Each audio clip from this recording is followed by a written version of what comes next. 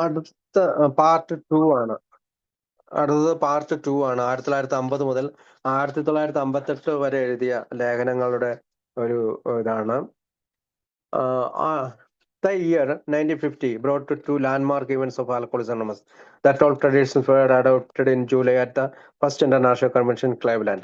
And 4 months later, on November 16, Dr. Bob Dott dead. 1950 എന്ന് പറയുന്നത് ആൽക്കോളിസം 1950-58 കാലഘട്ടത്തിലെയാണ് part 2 കൊടുത്തിരിക്കുന്നത്.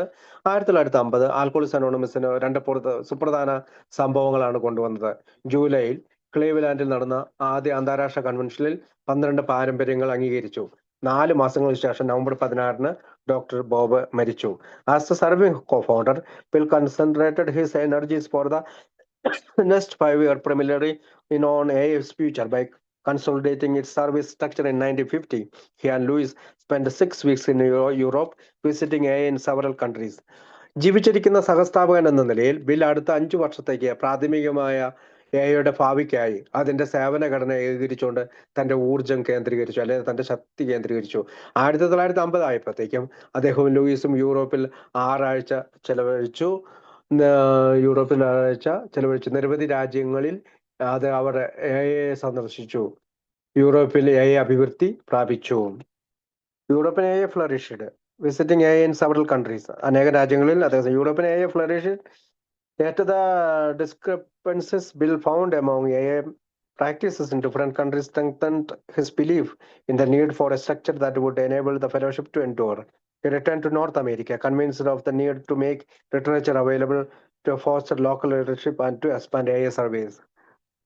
അപ്പം നിരവധി രാജ്യങ്ങളിലെ യൂറോപ്പിലെ എ അഭിവൃദ്ധി പ്രാപിച്ചു.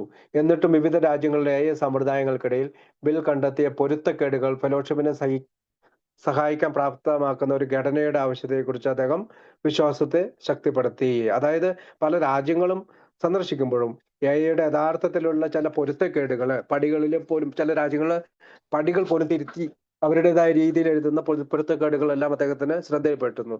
അതുകൊണ്ട് തന്നെ പൊതുവായ ഒരു ഘടനയുടെ ആവശ്യകതയെക്കുറിച്ച് അദ്ദേഹത്തിന് ഒരു വിശ്വാസം വന്നു.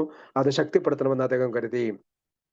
സാഹിത്യം ലഭ്യമാക്കേണ്ടതിന്റെ ആവശ്യകതയും, അതായത് സാഹിത്യങ്ങൾ ലഭ്യമാക്കേണ്ടതിന്റെ ആവശ്യകതയും പ്രാദേശിക നേതൃത്വത്തെ പ്രോത്സാഹിപ്പിക്കേണ്ടതും എയുടെ സേവനങ്ങൾ വിപുലീകരിക്കേണ്ടതിന്റെ ആവശ്യകതയും ബോധ്യപ്പെട്ടാണ് അദ്ദേഹം വടക്കേ അമേരിക്കയിലേക്ക് മടങ്ങിയെത്തിയത്. To the end, as Bill reported, comes of age. Fortified with the approval of the trustees and of Dr. Bob, I stumped the country for the third legacy plan. The first General Service Conference met in April 1951, beginning a 5-year experimental period that ended in July 1950, when responsibility for AS World Services, until then performed by the founding members, we turned over to the fellowship as a whole at the 20th anniversary convention in July 1955 at St. Louis. അതിനായി comes of ഏജിൽ bill report ചെയ്തതുപോലെ ട്രസ്റ്റിമാരുടെയും doctor ബോബിന്റെയും അംഗീകാരത്തോടെ ഒരു 3ാം പൈതൃക പദ്ധതിക്കായി അതിനെ ശക്തിപ്പെടുത്തി.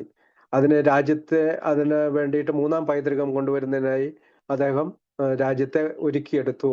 1955 ജൂലൈയിൽ അവസാനിച്ച 5 വർഷത്തെ പരീക്ഷണ കാലയളവ്, അതായത് ഈ ജനറൽ സർവീസ് കോൺഫറൻസ് കൊണ്ടുവരാനായി 5 വർഷത്തെ പരീക്ഷണ കാലയളവാണ് അദ്ദേഹം പ്രയോഗിച്ചത്.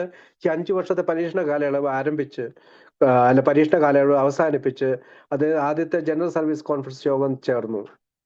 ഇപ്പോൾ 1950 ആദ്യത്തെ ജനറൽ സർവീസ് കോൺഫറൻസ് ചേർന്നത്.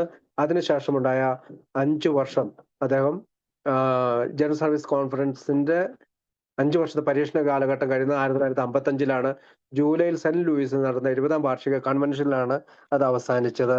അങ്ങനെ നമ്മുടെ ഫെലോഷിപ്പിന് കോൺഫറൻസ് നിലവിൽ വന്നു എന്ന് പറഞ്ഞുകൊണ്ടാണ് അതിന്റെ സെഗ്മെന്റിന്റെ ആദ്യ ഭാഗം തുടങ്ങുന്നത്.